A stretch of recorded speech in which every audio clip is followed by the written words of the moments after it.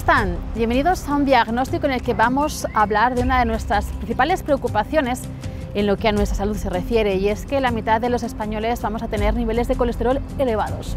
Es uno de los principales factores de riesgo de los accidentes cardiovasculares que en 2022 provocaron en nuestro país más de 120.000 muertes.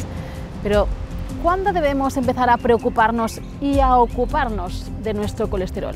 Será una de las preguntas que responderá el profesor Carlos Macaya, catedrático de Cardiología de la Universidad Complutense de Madrid. El colesterol es una molécula en sangre que elevado acelera el desarrollo de la aterosclerosis, y esta a su vez es la que va a producir la angina y los infartos, y es la primera causa de muerte en nuestra sociedad. Enseguida hablamos de colesterol. Primero, las noticias de salud.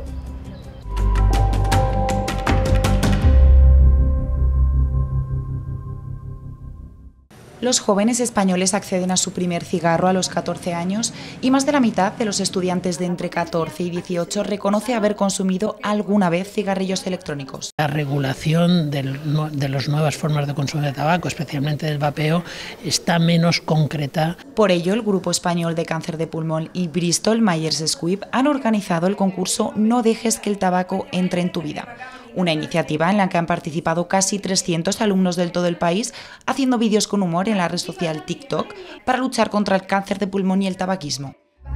Más del 60% de los ensayos clínicos impulsados por Novartis en Castilla y León el año pasado se enfocaron en la oncología, una muestra del compromiso de la farmacéutica con la búsqueda de soluciones para la que es una de las principales causas de muerte en nuestro país, el cáncer. Compromiso que también se refleja con la construcción de la nueva fábrica en Salamanca para la producción de radiofármacos de última generación. Novartis cierra el ejercicio 2023 con una cifra de 295 ensayos clínicos desarrollados en España.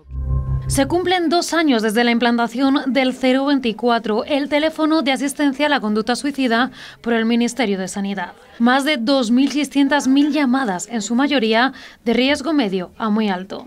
La mayor parte, el 40% de las llamadas, han sido realizadas por mujeres y por tramos de edad. La amplia mayoría se encuentran entre los 50 y los 59 años. La comunidad autónoma más afectada es Andalucía, seguida de Madrid y Cataluña.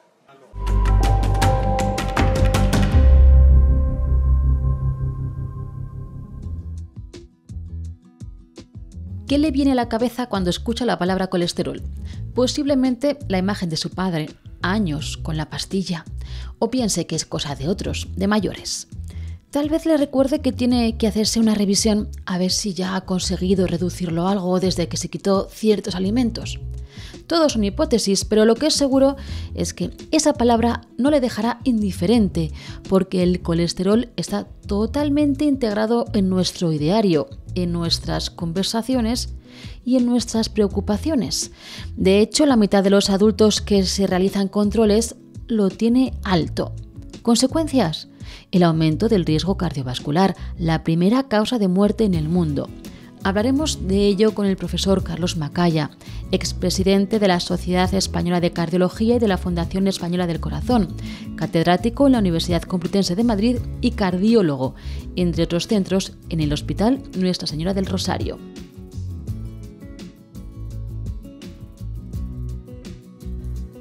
¿Los niveles de colesterol alto en nuestra sociedad son un problema de salud pública? Sí, por supuesto, son un problema de salud pública porque la incidencia del colesterol elevado, lo que se llama la hipercolesterolemia, realmente en nuestra sociedad ya sabemos que en adultos por encima incluso de 50, 60 años es un porcentaje muy elevado, pues del orden del 50%. Sabemos que el colesterol es una molécula en sangre que elevado acelera el desarrollo de la aterosclerosis, y esta a su vez es la que va a producir la angina y los infartos, y es la primera causa de muerte en nuestra sociedad.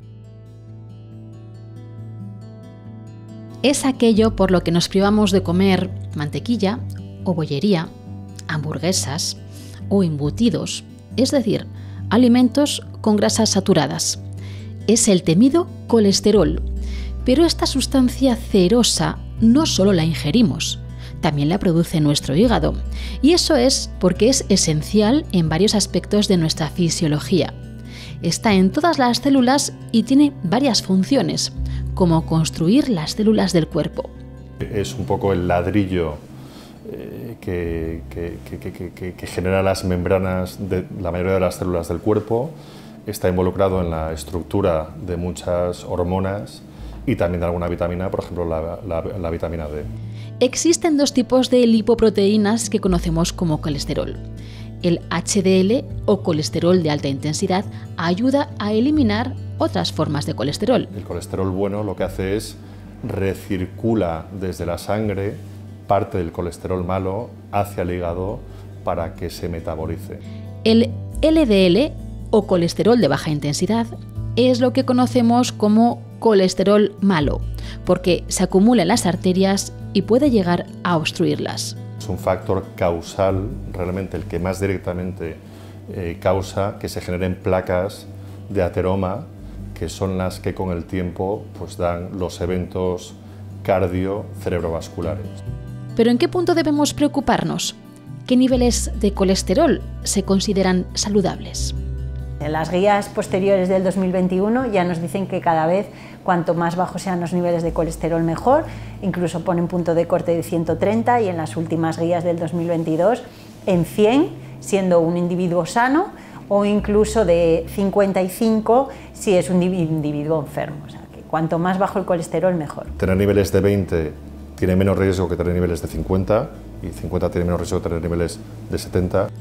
Los ensayos clínicos en curso se centran en pacientes cada vez más jóvenes, porque se está viendo la importancia no solo de los niveles de colesterol, sino también del tiempo de exposición a estos niveles.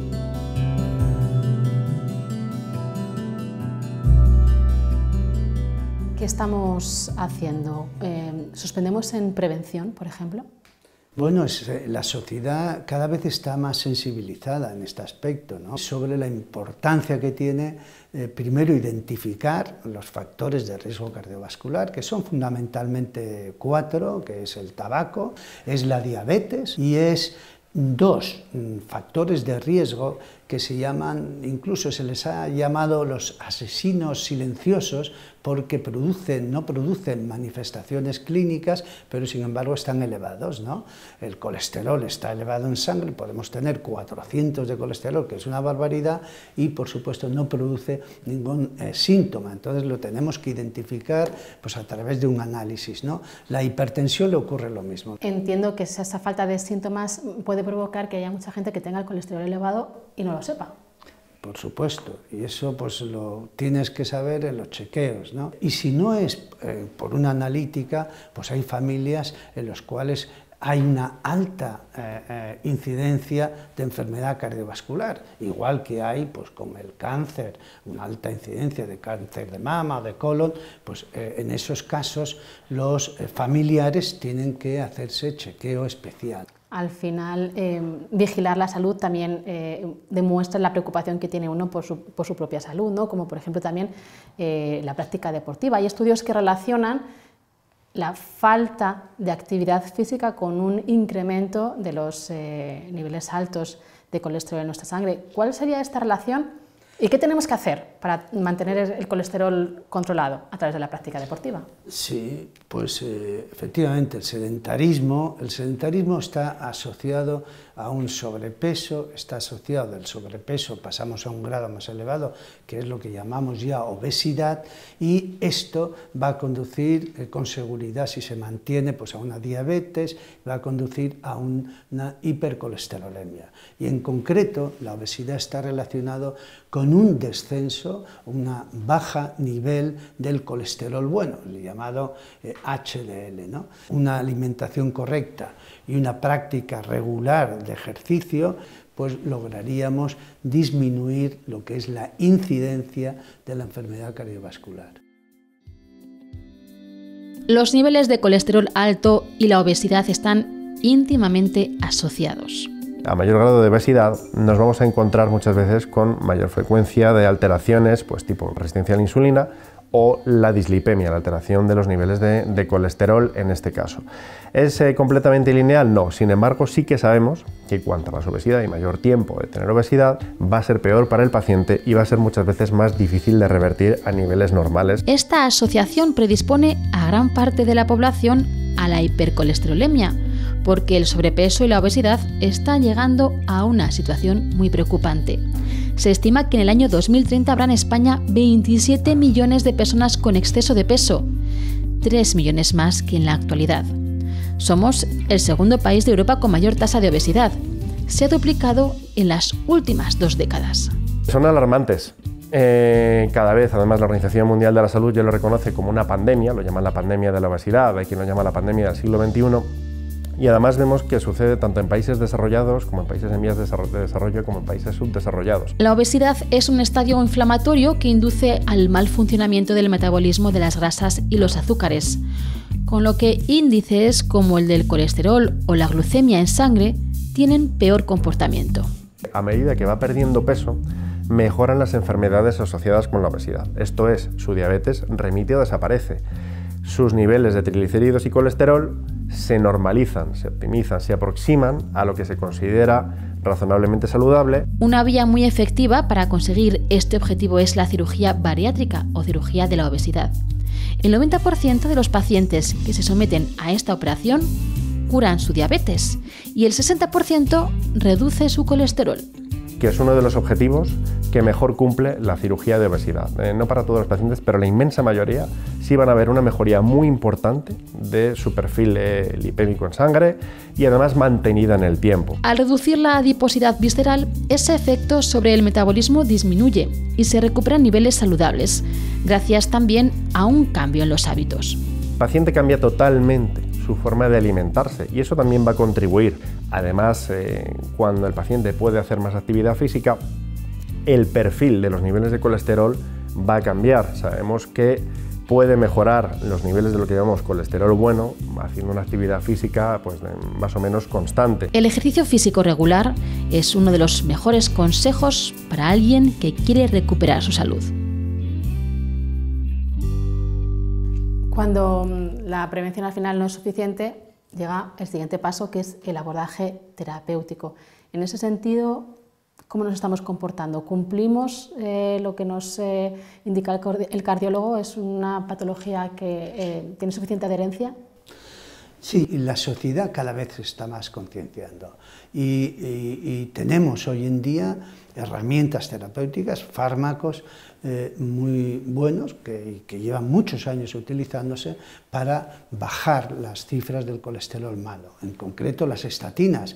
Otra cosa es decir, bueno, ¿cuáles son las cifras de colesterol y a partir de qué cifras de colesterol se debe de tomar estatinas? Que lo que hacen es disminuir la producción de colesterol malo de una forma muy eficaz, es un fármaco tolerable totalmente, tiene muy pocos efectos secundarios, efectos adversos en muy pocos pacientes y por otro lado también es un fármaco que hoy en día es económico, o sea, quiero decir que es un fármaco que se está utilizando mucho y cada vez por supuesto más y con éxito.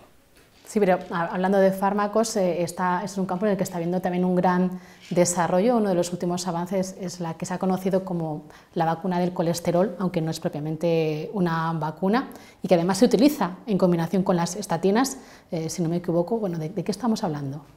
El tema de las estatinas llevamos como 30, 40 años que se ha desarrollando y se ha utilizado, pero no es suficiente reducir la producción de colesterol. Si además de reducir la producción conseguimos aumentar, diríamos, la degradación, ¿no?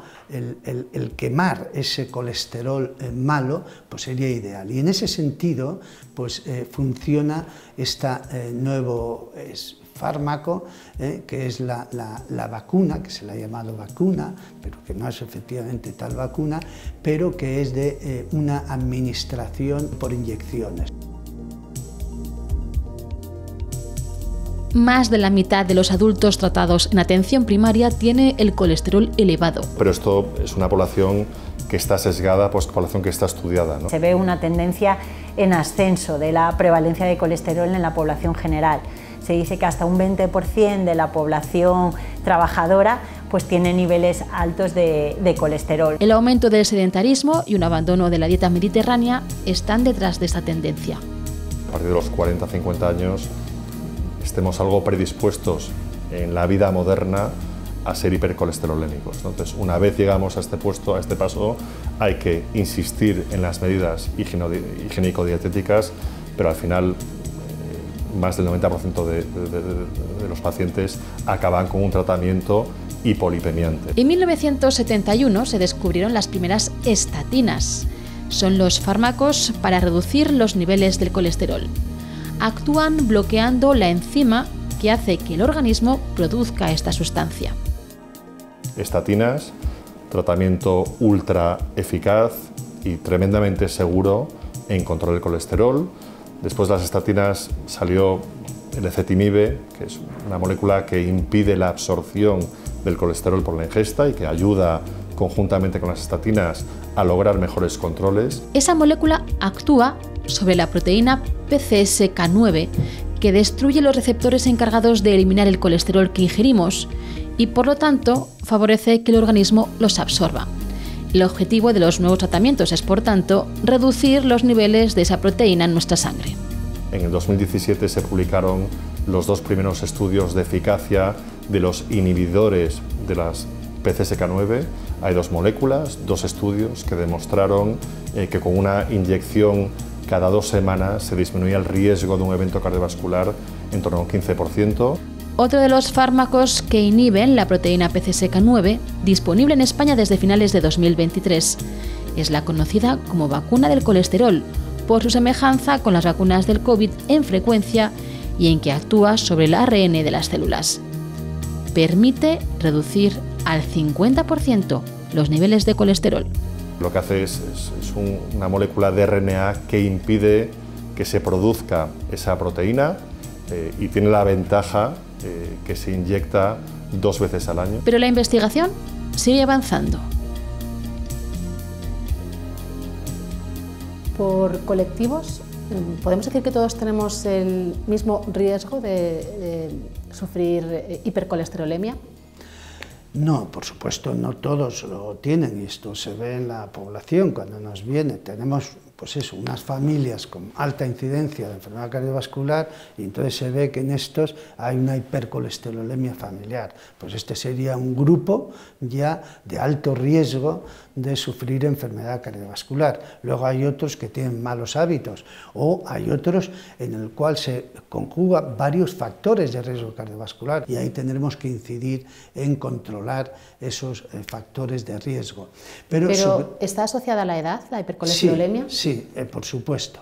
La hipercolesterolemia, lógicamente, por debajo de los 20 años es muy rara, pero a partir de los 20 años, pongo esa cifra, que por ejemplo que dejamos ya de crecer, ya todo el colesterol que es en exceso, bien sea exógeno, porque una alimentación inadecuada por aumento de grasas saturadas, que no se queme, pues este colesterol va a hacer que se tenga colesterol elevado en sangre, que se deposite en las arterias, en los vasos sanguíneos y que empiece ya el proceso de aterosclerosis, que empieza de muy jóvenes. Otra cosa es que se manifieste la angina o el infarto en edades más avanzadas. Claro, ese es el riesgo de tener niveles de colesterol más elevados de lo habitual en personas muy jóvenes, ¿no? Que se va a ir acumulando y probablemente tengamos ese riesgo a una edad más temprana que si se hubiese producido más tarde, ¿verdad?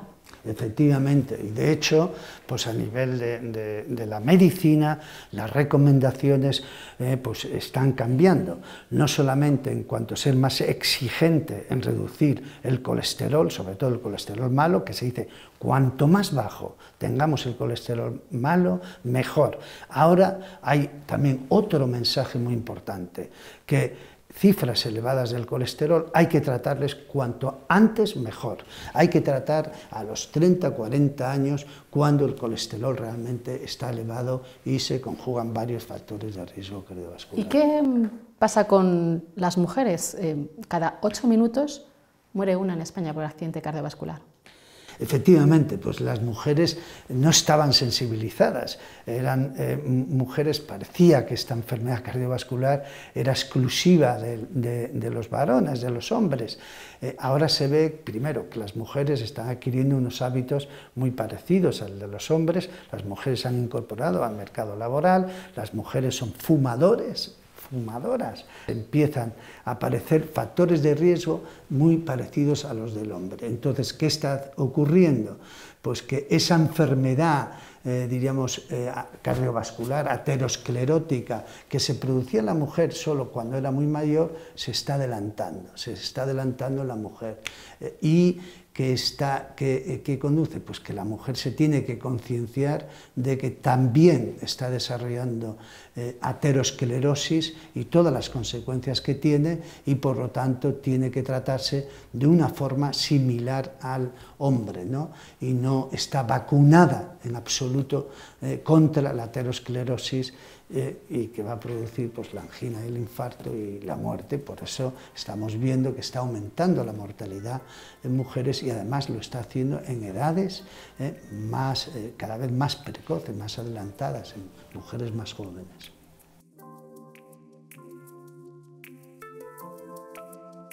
En 2021, más de 63.000 mujeres fallecieron a causa de una enfermedad cardiovascular en España. La primera causa de mortalidad en mujeres es la enfermedad cardiovascular. El año pasado incluso murieron 10.000 mujeres más por enfermedad cardiovascular, englobando infarto e ictus, que hombres. Entonces la tendencia está cambiando y tenemos que ser conscientes, poner esta información encima de la mesa para actuar y prevenir. En los últimos años se ha constatado un sesgo de género en la atención cardiovascular en mujeres. Se diagnostican menos y se diagnostican más tarde. Las mujeres no acuden tanto al cardiólogo a revisarse, las mujeres desconocen los síntomas que una mujer puede tener en el infarto, las mujeres no se sienten vulnerables porque siempre se ha vendido la idea que los estrógenos protegen frente al corazón, entonces si tú no sientes que puedes tener un problema, no vas a escucharlo, o priorizan otros aspectos de la vida en vez de la salud. Y además, pues tratamientos preventivos o farmacológicos tienen más énfasis sobre hombres que sobre mujeres, entonces también están infratratadas. El perfil del colesterol que se eleva es distinto en hombres y en mujeres. Mientras que ellos tienen tendencia a acumular LDL, ellas aumentan los triglicéridos y bajan en colesterol bueno. A las mujeres la tenemos que ver especialistas en mujeres y tener en cuenta pues, estos aspectos diferenciales frente al hombre. ¿Por qué? Porque a lo mejor hay que iniciar tratamiento antes de lo que se está haciendo, están infratratadas, hay que focalizarnos más pues, en los triglicéridos o en estilo de vida o en épocas del ciclo vital, como en la menopausia. En esta época aumenta el riesgo cardiovascular en la mujer. Cambia la distribución de la grasa corporal que comienza a acumularse en el perímetro de la cintura y caen los niveles de estrógeno que actúan como protector cardiovascular. Además hay una desregulación de la tensión arterial, por lo tanto se tiende más a subir los niveles de tensiones sistólicas, y luego hay una reducción de los factores antioxidantes que también influyen. Hay que concienciar sobre la importancia de la prevención, poner en el radar el riesgo cardiovascular de las mujeres, porque hoy por hoy no tenemos esa alerta. La mortalidad cardiovascular, imagínense qué importante es, que es 10 veces más que el cáncer de mama. En cambio, las mujeres acudimos a revisiones ginecológicas, pero no a cardiológicas. Hasta el 80% de los eventos cardiovasculares se podrían prevenir con hábitos y revisiones.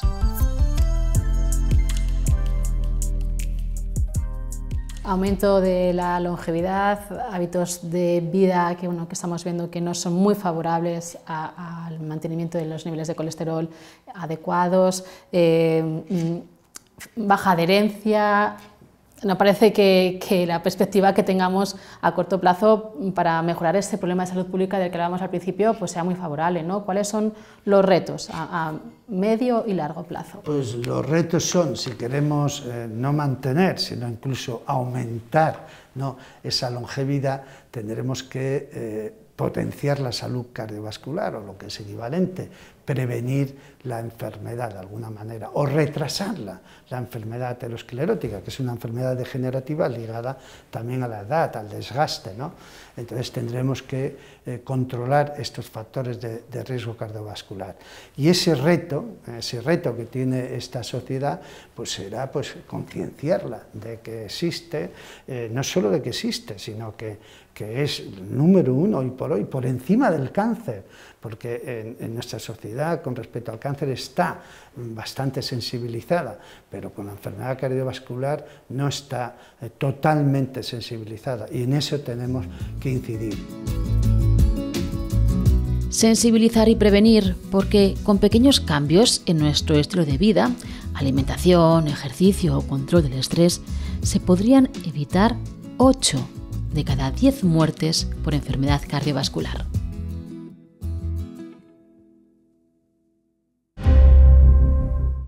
Sin duda, algo que debemos y podemos controlar y mantener vigilado, uno de los ejes de una buena salud. Hasta aquí nuestro programa. Volveremos en unos días con más diagnóstico. No nos fallen, les esperamos.